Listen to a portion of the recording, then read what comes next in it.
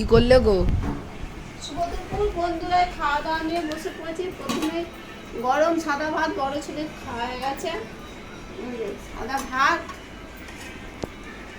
আর করেছি লাল শাক ভাজা, পেঁয়াজ রসুন কাঁচা লঙ্কা ফোড়ন দিয়ে লাল শাক ভাজা। আর করেছি পাতলা করে চিকেন, পাতলা করে, বেশি রিচ করিনি, খুব গরম তো ওই জন্য।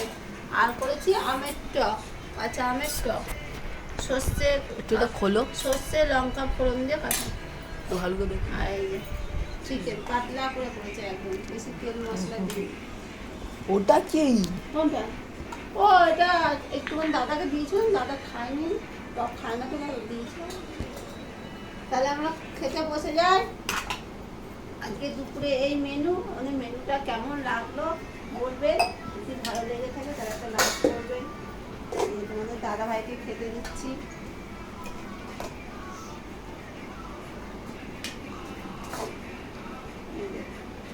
ভাতটা একদম গরম, একটু আগেই নামিয়েছি তো একদম গরম।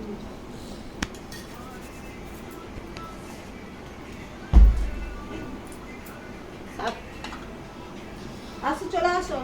তোমাদের দাদাভাইকে তোমাদের দাদাভাইকে খেতে দিয়ে দিলাম।